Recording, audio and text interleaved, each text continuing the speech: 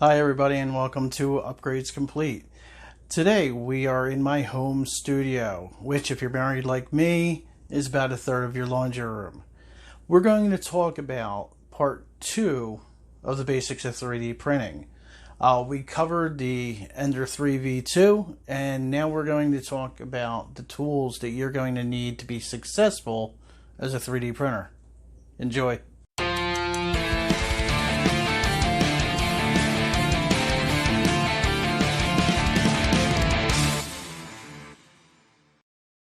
Everybody, let's talk about the basic tools now. Nippers. You know what these are. They probably came with your Bowden tubing when you upgraded to Capricorn. Get a couple sets of them and make sure you buy new ones. And as they're hard to sharpen, get a couple of sets. I usually like to rotate out a new set every couple weeks, depending upon how frequently they're used. But always keep a sharp set of nippers next to your printer. They do wear down. They do have a very sharp edge, and it won't hold that edge for a long time, especially if you're using it to pick filaments out of your prints. That's why I say to a lot of people, use tweezers. They're much cheaper, and a set of these that come 4 in a pack can be had at the dollar store. And as you know, the dollar store can be your best friend for 3D printing supplies like these. 2-pack, $1. Metal, excellent. They do the job wonderful. That's all you need. Basic toolkit, screwdrivers, Allen heads. This will save you a lot of aggravation. We all know with our 3D printers they need to be adjusted, and Allen keys as they are not that great. Don't buy the dollar store version of these. Get one with a decent screwdriver in it and at least harden heads for it, because the tips, we don't want to strip out our screws. That's why they've gone with the hexagon to begin with. As you know, Phillips heads tend to strip out. The next thing I want to talk about is a tool that I really think is the most important tool for you to have next to your nippers, and that is a digital caliper. Let me show you this. This is not an expensive tool. This digital caliper is about $10. Make sure you get one with decent reviews. Do a little bit of homework. They can vary in price depending upon what size you need, 6, 8, 10, 12 inch. This is a 6-inch. This is more than I will need. If you're getting into cosplay, you might want to buy a larger set.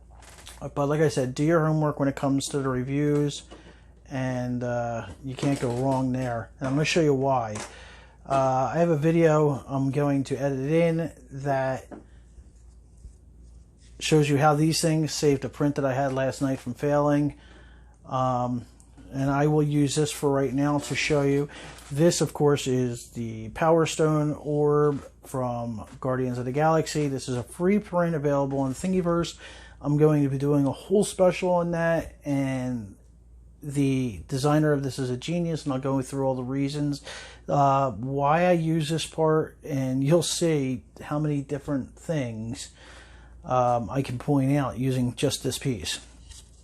Now, let's say you're printing this and it fails for some reason or another. You can take the part that print it and say it failed about 3/4 of the way through. So that's 37.2 millimeters. Why is that number important to know? Well, I'll tell you. That 37.4 millimeters, I can plug in Secura, remove that from the print, and print out just the remaining section, the remaining third of the print, and then fuse the two together. That saves me time, it saves me money, and it sure as hell saves me aggravation. Get yourself a set of calipers, watch this short video, and I will show you why. Hey everybody, welcome back to Upgrades Complete, and I had a great little teaching moment just happen, so I wanted to share it with you. As you can see, I had a support failure on a print, and where this is a learning moment and a teaching moment is because I can tell you about the most important tool in your toolbox, the Digital Caliper. Now, you can use this so many ways. You can buy them in so many places. Just don't cheap out. You're going to use this. You can measure how far along a print is if you have a print fail. You can measure the layers, know where you are, print the rest, and fuse the two pieces together and save your print.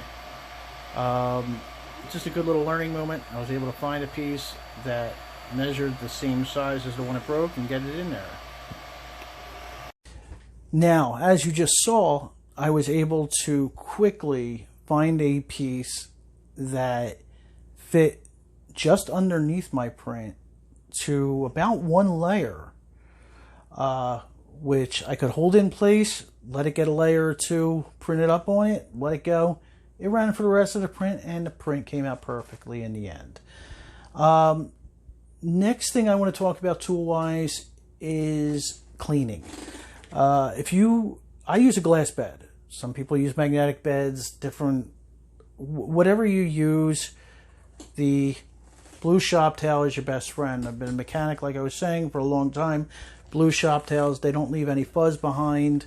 Whether you're using a glass bed or a magnetic bed, these are the way to clean it. If you are using a glass bed, stay away from glass cleaners and just use regular old isopropyl alcohol. This will do the job wonderfully. And now what I want to talk about is fusing two parts together. As we were using the Power Stone orb, we're going to continue to use it. What I want to talk to you about is this product, JB Weld Quick Weld. This is a lot different than what I will use in the automotive garage. This is a quick setting steel reinforced epoxy. It sets in 6 minutes. That's fast.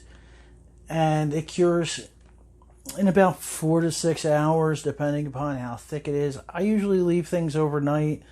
But I've tested this stuff. I have dropped prints. I have sanded prints. I've used a JeremyMcClure prints. I've drilled into prints that I have used this on. And it has never once cracked. And once this is fused, once you have two parts fused, they will never come apart. Good luck trying. You might as well just cut the thing in half or reprint the whole thing. Where this comes in handy and what I want to talk about with this and why I constantly come back to this fantastically designed model is because of the genius design behind it. Now, this ring has detail on this side, no detail on this side except for around the edges. This, to allow it to print flat on a surface, has no detail on that side, no need for supports. Now, take the two, line them up, weld them together. And the last thing you want something to do is come apart. Now, this is where another tool that I recommend, and I just don't have one on hand right now, is you can buy for a couple dollars. And honestly, this is something you want to buy the cheapest version you can, and that's a soldering iron. Because a soldering iron, you can use almost like a 3D pen and weld in some filament around a separation to add some material. You can also use it to melt some material. I like to use the X pattern, like you were doing stitches on the inside, that will fuse the two parts together. And then you can just smooth it out with that. And the reason I'm saying go for the cheap one is because without the temperature control, it just gets hot. And that's all you need. The last thing that I want to talk about, and I was going to leave this for another video for the more advanced tools, but it really should be a basic tool because it did save me from losing a print just last night. This is the Wyze cam, W-Y-Z-E. This camera is put out by Wyze Labs. It is wireless. It has Alexa compatibility. It's Wi-Fi. It does have a micro SD card slot, so if you like to monitor your prints and review them in high speed, it's awesome for time-lapse videos. It does have a built-in IR. It's $20. And what I've shown you here, what I'm showing you is the Ender 3 V2 bed mount for this camera, which will enable me to monitor my prints 100% of the time. It is a must-have to be able to monitor your prints. There's a couple other perks to having this specific camera, and I'm going to get into that in another video. But for now, what we're going to do is just leave it here. Consider this the basics, the basic tools. Go out, order what you don't have. You're going to need this stuff pretty much from minute one. So if you haven't ordered it with your printer, run up to your local hardware store, pick up some. You really can't go wrong. Thanks for joining me, and make sure to like and subscribe. And the next video is going to be on the more advanced tools that we're going to be using for sanding, priming, painting, smoothing. It's going to be a lot of fun, and that's where we really start getting into it. So stay tuned, like and subscribe, hit the notification tab if you want to be notified for that video. It should drop today, if not tomorrow. Thanks for joining us.